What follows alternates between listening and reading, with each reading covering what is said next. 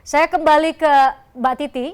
Mbak Titi, Anda mungkin bisa menjelaskan, tadi kita sampai di poin permintaan atau tuntutan atau gugatan dari penggugat dalam hal ini Partai Prima seharusnya secara proporsional. Proporsional dalam arti apakah menurut Anda seharusnya Partai Prima setelah menggunakan mekanisme atau instrumen-instrumen yang disediakan di Undang-Undang Pemilu, ke Bawaslu sudah, ke PT UN sudah, kemudian mendapatkan putusan dan seharusnya menghormati putusan itu, alih-alih kemudian menggugat ke secara perdata KPU dan bahkan memasukkan salah satu gugatannya adalah meminta pemilu dimulai dari awal.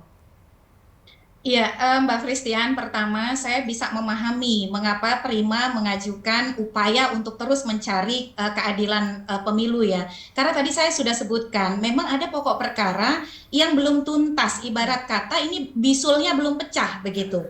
Tetapi sayangnya jangan sampai bisulnya pecah, itu yang terjadi adalah rumahnya ikut terbakar. Nah, itu kita tidak kehendaki. Dalam konteks ini kalau saja Prima meminta seperti halnya apa yang dia minta di PT UN Jakarta untuk menjadikan kepentingan dirinya sebagai peserta pemilu, itu mungkin tidak ada permasalahan. Tetapi kemudian ini kan pertama perkara perdata. Dalam perkara perdata itu adalah hubungan antar subjek yang berperkara. Subjeknya subjek apa? Hukum privat. Jadi kepentingan privat Prima. Jangan sampai kemudian Prima itu bagus sekali gugatannya. Saya sudah baca 100 halaman ya.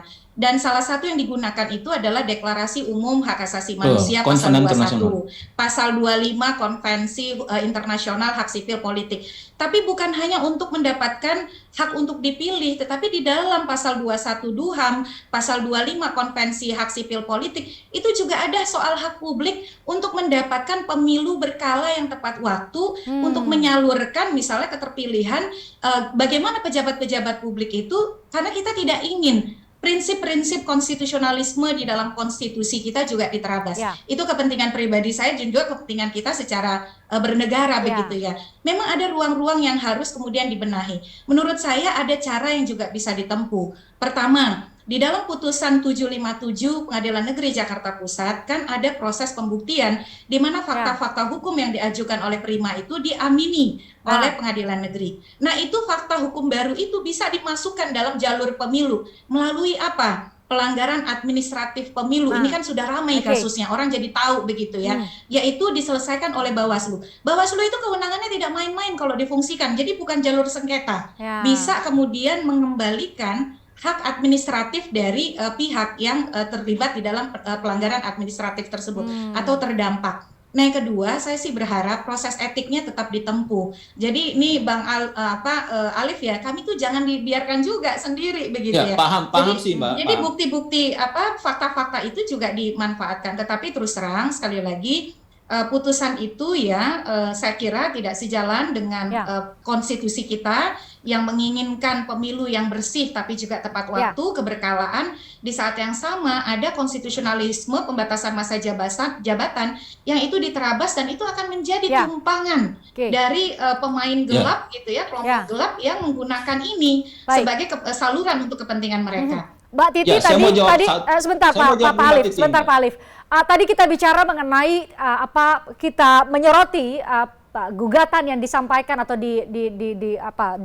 disampaikan ke Pengadilan Negeri Jakarta Pusat oleh Partai Prima. Tapi kemudian kita bergeser sedikit Mbak Titi, ini kan kalau memang dalam tanda petik sekali lagi, kalau tidak tepat Partai Prima menyampaikan gugatan yang termasuk di dalamnya adalah meminta pemilu dimulai dari tahapan awal, yang salah berikutnya juga adalah atau tidak tepat berikutnya adalah yang mengabulkan permohonan itu. Nah, kami punya pernyataan dari Komisi Yudisial mengatakan bahwa nanti akan memintai atau memeriksa 3 anggota Majelis Hakim yang memutus dan mengadili perkara perdata di Pengadilan Negeri Jakarta Pusat. Kita ikuti terlebih dahulu pernyataan dari juru bicara Komisi Yudisial Miko Susanto Ginting berikut ini.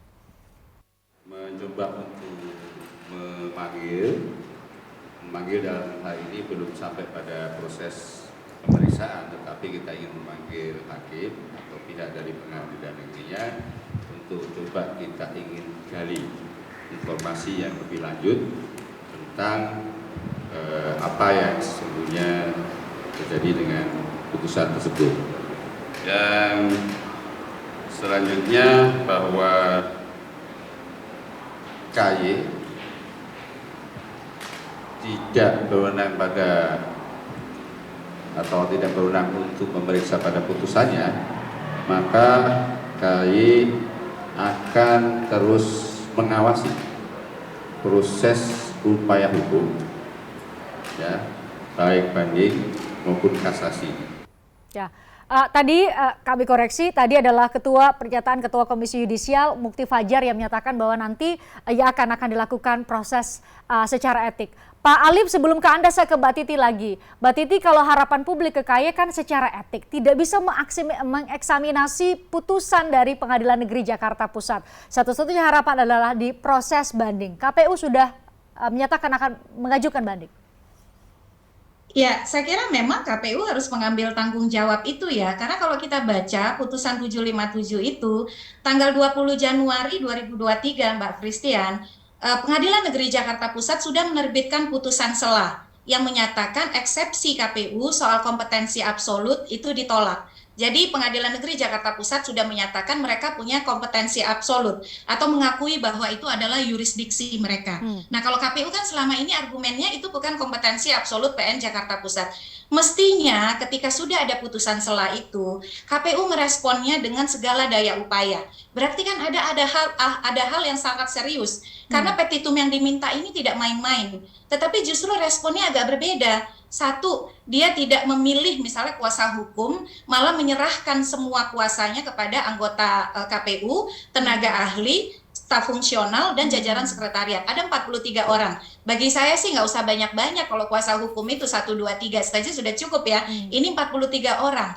Nah, yang kedua adalah tidak menghadirkan saksi dan ahli. Padahal ini persoalan yang sangat krusial begitu. Jadi kalau saya berada pada situasi yang dihadapi oleh KPU di tengah narasi misalnya ada yang masih mewacanakan penundaan pemilu, perpanjangan masa jabatan dan seterusnya, bukan 1-2 orang, bukan sembarang orang, ini adalah persoalan besar. Ya. Kan KPU bisa meminta jaksa pengacara negara untuk membantu proses di Pengadilan Negeri Jakarta Pusat. Kedua, bisa mengabarkan kepada publik kami sedang berhadapan dengan masalah hukum seperti ini begitu ya. Jadi ada keseriusan yang kemudian juga dilakukan. Dan KPU sama sekali tidak menyentuh misalnya argumen adanya Perma nomor 2 tahun 2019 yang menyatakan kalau sengketa terkait dengan gugatan perbuatan melanggar hukum yang dituduhkan dilakukan oleh badan publik atau penyelenggara pemerintahan, itu prosedurnya lewat Pengadilan Tata Usaha Negara. Ya, itu gugatannya di situ, perbuatan melanggar hukumnya. Nah, tetapi kan itu tidak digunakan. Dan kalau saya lihat alat buktinya hanya 20 begitu ya. Ini yang kemudian mungkin karena KPU merasa kami sudah berhasil di Bawaslu, sudah berhasil di PT UN 2 kali, di Bawaslu 2 kali. Sehingga jadi tidak begitu mengantisipasi ya. Betul. Dugaan saya adalah tidak terlalu mengantisipasi. Kita tidak pernah tahu ini ada dinamika, kan kita bicara di ini ya, di depan layar, di belakang layar seperti apa kita tidak pernah tahu. Oke, Pak Alif, tentu Partai Prima mendengar desas-desus, rumor dan lain-lain. Banyak yang mengatakan ini kok Partai Prima tiba-tiba masukin klausul salah satu poin gugatannya adalah menunda pemilu. Apakah Anda bisa memastikan bahwa itu adalah murni kepentingan dari Partai Prima sendiri sehingga logikanya adalah loncat, ayo kita mulai demi Partai Prima, kita mulai kembali proses atau tahapan pemilu dari awal pun konsekuensinya adalah bergeser dari tahun 2024. Atau Anda punya penjelasan lain di hadapan publik? Iya, saya mau jelaskan dulu sejarah kenapa kemudian ada petitum seperti itu dari Partai Prima. Sejak Desember, kalau misalnya kemudian publik melihat jejak digital kami, Desember, November itu kami melakukan beberapa aksi demonstrasi ke KPU. Kami minta, karena kami melihat ada kecurangan, ada ketidakadilan, ada ketidakjujuran KPU dalam proses verifikasi administrasi kami itu. Kami minta ke publik, kami minta ke KPU, hentikan dulu proses pemilu ini. Di Desember 2022, 3 bulan yang lalu kami minta. Narasinya sudah minta dihentikan ya? Dihentikan proses pemilu karena ada kecurangan di situ. Ketika tuntutan ini, ketika apa yang kami kampanyekan di bulan Desember 2022 itu kami tuangkan dalam petitum kami, dan kebetulan syukur alhamdulillahnya hakim PN itu mengabulkan, baru kebakaran jenggot semua, baru kemudian kambuh asam uratnya orang-orang ini gitu loh. Jadi terus kami tidak ujuk-ujuk minta proses pemilu ini dihentikan, tidak. Sejak Desember kemarin itu kami minta hentikan dulu proses pemilu ini, kita audit KPU, kita audit sistemnya, kita audit orang-orang. Pak Alif, tapi tahu kan kalau konsekuensi gitu dari minta dihentikan saat ini dulu untuk sementara pun itu bisa menggeser tahapan pemilu yang sudah diagendakan. Yang tadi kata Mbak Titi, ya, salah satu hak publik adalah juga mendapatkan proses pemilu yang secara berkala. Itu konsekuensi logis dari apa yang dilakukan oleh KPU. Jangan kemudian beban itu diberikan kepada Partai Prima, beban itu harus diberikan ke KPU. Kenapa? Tapi dengan permintaan Partai Prima, beban itu juga tidak hanya ke KPU, tapi juga kepada lagi-lagi yang saya katakan tadi di awal, seluruh rakyat Indonesia. Nah, itu resiko politik, itu konsekuensi politik, Mbak. Sama tadi pertanyaannya kemudian, kalau misalnya saya tanya ke publik, proporsionalkah KPU pada saat melakukan verifikasi administrasi pada Partai Prima? Tidak proporsional. Katakanlah misalnya seperti ini, ada nik saya yang tidak masuk dalam daftar pemilih tetap, itu yang namanya di TMS-kan, tidak memenuhi syarat. Ya. Tapi di tempat yang lain ada nik yang tidak masuk dalam daftar pemilih tetap justru memenuhi syarat. Ini kan tidak adil, ini kan standar ganda. Nah, hal-hal yang kayak begini yang kami tuangkan dalam petitum. Ya. Pada saat kemudian kemarin kita ketun, ada surat keputusan yang harusnya ada nama Partai Prima tidak yang dicantumkan dalam pengumuman verifikasi faktual KPU pada tanggal 14 Desember 2022, harusnya ada nama Partai Prima agar menjadi legal standing kami untuk melakukan gugatan ketun. Itu tidak ditulis, tidak dikeluarkan oleh KPU. Itu yang membuat PT TUN, itu yang membuat TUN menolak gugatan Partai Prima di TUN. Pak Alif, kemana kami mencari keadilan gitu loh? Ya, Pak Alif, ini kan tadi ada beberapa mekanisme yang sudah disediakan sebenarnya melalui Undang-Undang Pemilu, dan yang Anda katakan tadi yang menentukan TSM dan lain-lain kan berarti patut diduga adalah oknum di dalam KPU, bukan KPU sebagai penyelenggara, sebagai lembaga, tetapi orang per orang. Itu tanda tangan 7 komisioner KPU pada saat kemudian kami di TMS-kan pada saat verifikasi administrasi. Itu lembaga. Jangan kita lihat personnya, itu lembaga. Jadi kemudian saya mau jawab juga Mbak Titi tadi, kenapa kemudian ada lompatan gugatan? Karena kami sadar Mbak Titi bahwa PN Pusat itu tidak akan mengeluarkan putusan kalau misalnya yang benar gugatan kami itu untuk ikut pemilu, nggak bisa. PN Pusat itu nggak bisa mengeluarkan putusan itu. Nanti mau langkahi lagi keputusan Bawaslu atau PT TUN gitu loh. Jadi nggak bisa. Kami sadar kenapa kami tidak mengajukan gugatan seperti itu. Ya, sebenarnya untuk konteks itu ada juga yang bisa diminta kalau dalam konteks perlakuan serupa, yaitu memerintahkan KPU untuk dalam jangka waktu yang cukup dan memadai memproses Prima, walaupun di dalam permohonan, di dalam gugatan Prima kan berdalih ya, karena berlarut-larutnya proses ini membuat kemudian anggota menjadi gelisah, tidak terkonsolidasi, menjadi tidak yakin pada kelembagaan Prima sendiri. Nah, sehingga akhirnya semua diminta dari nol lagi gitu ya. Tetapi kan saya kira ini yang diminta imaterial gitu, imaterial kepentingan perdata dari Prima. Saya paham ya Pak Alif, saya tidak mempersoalkan upaya mencari keadilan itu. Tetapi kan kita ingin juga melindungi hak publik, hak saya untuk tidak mau nih saya pemilunya itu melampaui masa jabatan Presiden 20 Oktober 2024. Bagi saya agenda ketatanegaraan kita 20 Oktober 2024 itu kita harus tertib begitu. Tetapi kemudian ada persoalan, saya mengakui dan saya tidak mengesampingkan itu. Nah, bagaimana kemudian ini dicarikan solusinya tanpa kemudian mengabaikan hak konstitusional publik yang lain untuk mendapatkan proses pemilu yang tadi ya tidak menghindari prinsip-prinsip konstitusionalisme yang dijamin oleh undang-undang dasar kita. Oke, kalau itu Mbak Titi dari kacamata hukum, saya mau bawa dari kacamata masyarakat, Pak Alif. Pak Alif, kan ini partai politik Prima adalah adalah seharusnya menjadi instrumen politik, perjuangan politik yang seharusnya juga memperjuangkan hak-hak rakyat.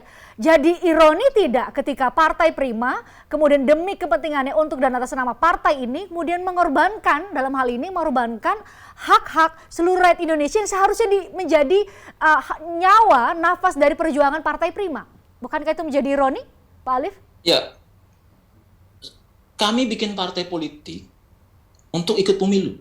Kami daftar ke Kementerian Hukum dan HAM, kami daftar ke KPU untuk ikut pemilu. Ya, kami juga berharap, Pak Alif, kami juga berharap ada partai politik bisa memperjuangkan dan bisa memastikan bahwa agenda ketatanegaraan kita tidak gagal atau tidak terselenggara atau tidak terlambat, Pak. Betul. paham pada posisi itu. Cuman kan kemudian ada hak kami dalam proses verifikasi administrasi kemarin itu yang dilanggar oleh KPU. Ini Pak Alif belum bisa menjawab, yang salah KPU dihukum satu negara nih. Saya, Mbak Titi, semua yang nonton nih. Konsekuensi logis, sekali lagi kami katakan bahwa itu konsekuensi logis dari kecurangan KPU. Kenapa kemudian kami minta lagi agar pemilu dari awal, agar hak konstitusi kami, agar hak yang seperti Mbak bilang tadi itu 270 juta rakyat Indonesia itu kemudian terbawa dalam pemilu awal lagi ini gitu loh. Jadi kami tidak minta tunda pemilu. Kami ini mau ikut pemilu. Kami ini mau berpartisipasi dalam pemilu 2024. Jangan kami dibilang tunda pemilu, tidak. Bahwa kemudian ada aspek prosedural demokrasi yang kemudian terlewat, itu konsekuensi logis. Nggak bisa kita menghindari dari problem KPU yang curang. Mbak Titi, apakah ada pernah praktik di praktik ketatanegaraan di negara lain, mungkin Anda punya karena Anda sangat spesifik ke kepemiluan. Apakah pernah ada kejadian demi hak satu kelompok kemudian agenda ketatanegaraan itu bergeser atau mundur atau dibatalkan? Ya, kalau di beberapa negara ya, contohnya Pakistan, itu memang kepentingannya adalah untuk kepentingan partai penguasa misalnya. Dia memilih tempo-tempo waktu yang bisa membuat memang elektabilitas partainya itu baik. Tetapi itu untuk kepentingan petahana. Dan itu terkait dengan durasi waktu yang soal kapan pemilu itu harus diselenggarakan. Tetapi kalau pola seperti yang terjadi di kita, saya itu dapat WhatsApp ya dari teman bersih di Malaysia, pasti Pak Alif juga kenal. Dia bilang, what's going on with your country and with your elections, katanya. Ya, ini bikin penasaran banyak orang. Saya kira ini baru pertama dalam sejarah perjalanan demokrasi kita, dan juga ini menjadi perhatian sorotan publik. Indonesia bukan negara yang sendirian dalam pergaulan internasional. Setidaknya juga mereka bertanya ya, ada apa sih begitu ya, persoalannya ada di mana. Nah, yang saya sering sampaikan, termasuk juga saya bicara dengan Farhan begitu ya, dari Prima, ini perlu didudukkan dengan persis, ini problemnya ada di mana, sehingga orang tidak hanya jumping bahwa oh Prima ingin menunda pemilu, iya ada persoalan. Tetapi satu sisi kalau dilihat mengapa responnya begitu, istilahnya sangat bersemangat, responsif. Nah, ketika orang mendengar menunda pemilu, walaupun tadi Bang Alif bilang tidak menunda pemilu, tapi kita jujur saja lah, dampaknya itu adalah pada bergesernya tahapan pemilu, bergesernya keterpilihan pejabat dari pemilu. Nah, ini yang tidak dikehendaki oleh publik. Jadi suara besar masyarakat ini juga tidak boleh diabaikan begitu. Baik, masih bergulir, KPU mengajukan banding, kita lihat bagaimana proses bandingnya. Ini berarti harapan kita adalah pada Majelis Hakim di Pengadilan Tinggi DKI Jakarta. Mbak Titi terima kasih, Pak Alif juga terima kasih sudah mewarnai ya perjalanan demokrasi kita. Ini juga menjadi diskursus publik. Terima kasih buat Anda berdua, sehat selalu. Saya juga mengucapkan terima kasih untuk pemirsa yang sudah menyaksikan kami. Kita jumpa lagi besok dengan tema dan juga narasumber lainnya. Saya Christian Grich, sampai jumpa. Tertarik dengan diskusi saya dengan para narasumber? Saksikan obrolan malam dengan topik-topik menarik lainnya. Jangan lupa subscribe ya channel YouTube Berita 1. Like, komen, dan share video ini ya. Terima kasih.